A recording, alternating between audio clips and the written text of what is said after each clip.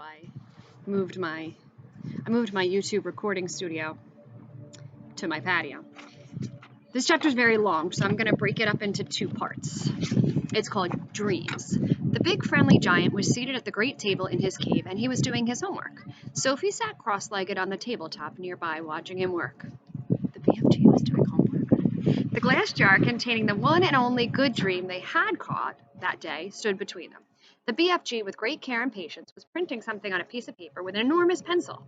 "What are you writing?" Sophie asked him. "Every dream is having its special label on the bottle," the BFG said. "How else could I be finding the one I am wanting in a hurry?" "But can you really and truly tell what sort of a dream it's going to be simply by listening to it?" Sophie asked. "I can," the BFG said, not looking up. "But how? Is it by the way it hums and buzzes?" "You is less or more right," the BFG said. "Every dream in the world is making a different sort of buzzy hum music, and these grand swashbuckling ears of mine is able to read that music." "By music, do you mean tunes?" "I is not meaning tunes." "Then what do you mean?" "Human beings is having their own music, right or left." "Right," Sophie said, "lots of music." "And sometimes human beings is very overcome when they is hearing wondrous music. They is getting shivers down their spindles, right or left." "Right," Sophie said. "So the music is saying something to them. It is sending them a message. I do not think the human beings is knowing what the message is, but they is loving it just the same." "That's about right," Sophie said. "But because of these jump-swiftling ears of mine," the BFG said, "I is not only able to hear the music that dreams is making, but I is understanding it too." "What do you mean understanding it?" Sophie said. "I can read it," the BFG said. "It talks to me. It is like language." "I find that just a little hard to believe," Sophie said. "I'll bet you is finding also it hard to believe in Quag Winkles," the BFG said. "And how they is visiting us from the stars?" "Of course I don't believe that," Sophie said. The BFG regarded her gravely with those huge eyes of his. "I hope you will forgive me," he said, "if I tell you that human beings is thinking they is very clever, but they is not. They is nearly all of them not moochers and squeak pips." "I beg your pardon?" Sophie said. "The matter with human beings," the BFG went on, "is that they is absolutely refusing to believe in anything unless they is actually seeing it right in front of their own schnozzles. Of course, Quagwinkles is existing. I is meeting them oftenly. I is even chittering to them." He turned away contemptuously from Sophie and resumed writing. Sophie moved over to read what he had written so far. The letters were printed big and bold, but they were not very well formed. Here is what it said, and this next section is all in capital letters. "This dream is about how I is saving my teacher from drowning. I is diving into the river from a high bridge, and I is dragging my teacher to the bank, and then I is giving him the kiss of death." And there's a picture to go along with that. See that section all in capital letters there? "The kiss of what?" Sophie asked. The BFG stopped writing and raised his head slowly. His eyes rested on Sophie's face. "I is telling you once before," he said quickly, "that I is never having a chance to go to school. I is full of mistakes. They is not my fault. I do my best. You is a lovely little girl, but please remember that you is not exactly Miss Know Everything yourself." "I'm sorry," Sophie said. "I really am. It is very rude of me to keep correcting you." The BFG gazed at her for a while longer, then he bent his head again to slow his laborious writing. "Tell me honestly," Sophie said, "if you blew this dream into my bedroom when I was asleep, would I really and truly start dreaming about how I saved my teacher from drowning by diving off the bridge?" "More," the BFG said, "a lot more. But I cannot be squibbling. The whole flunking dream on a titchy bit of paper. Of course there is more." The BFG laid down his pencil, and he placed one massive ear close to the jar.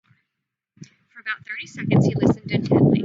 "Yes," he said, nodding his great head solemnly up and down. "This dream is continuing very nice.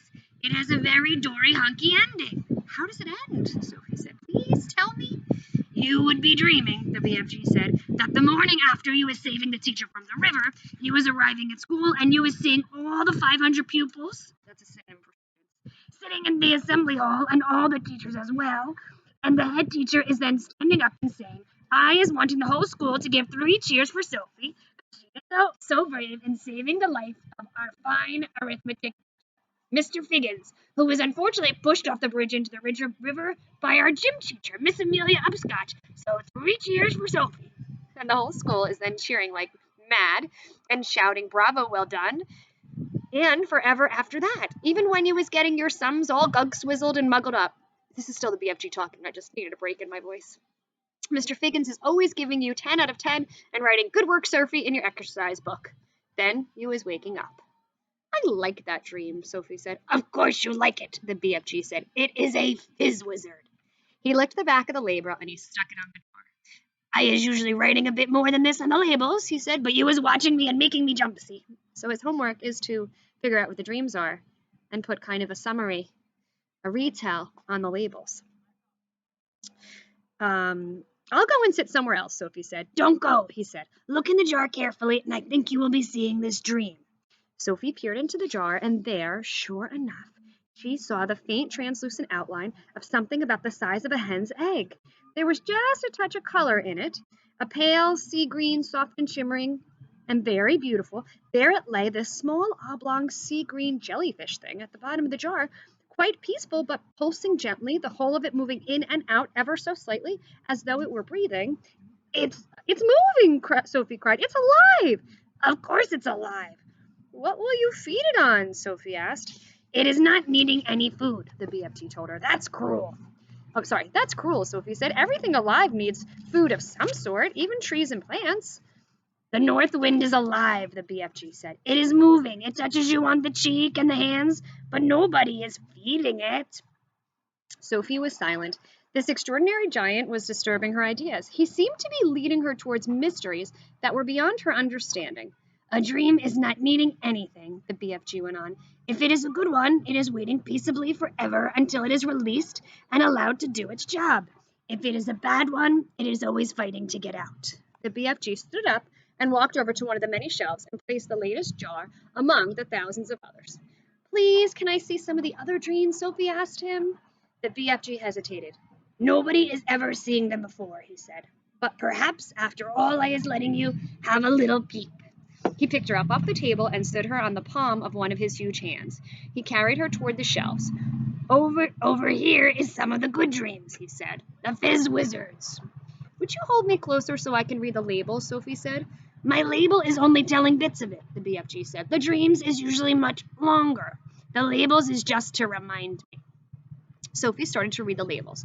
The first one seemed long enough to her. It went right around the jar, and as she read it, she had to keep turning the jar. This is what it said. Okay, here's the label. Again, all in caps, friends. Today, I is sitting in class, and I discovered that if I is staring very hard at my teacher in a special way, I is able to put her to sleep. So I keep staring at her.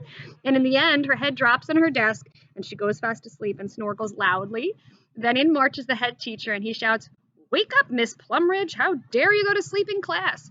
Go fetch your hat and coat and leave this school forever. You is sacked. But in a jiffy, I is putting the head teacher to sleep as well, and he just crumples slowly to the floor like a lump of jelly, and there he lies all in a heap and starts snorkeling even louder than Miss Plumridge. And then I is hearing my mummy's voice saying, Wake up, your breakfast is ready. What a funny dream, Sophie said. It's a ring beller, the BFG said. It's a wopsy. Inside the jar, below the edge of the label, Sophie could see the putting to sleep dream lying peacefully on the bottom, pulsing gently, sea green like the other one, but perhaps a trifle larger. Do you have separate dreams for boys and girls? Sophie asked.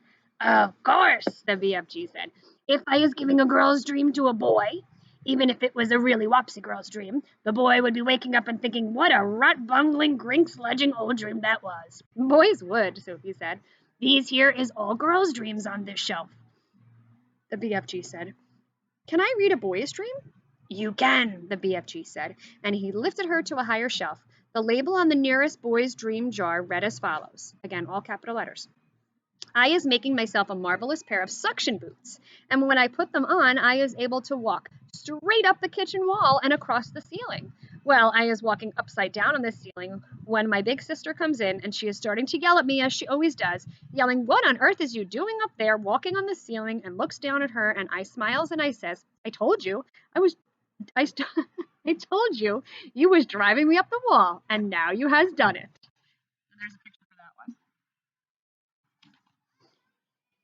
I find that one rather silly, Sophie said.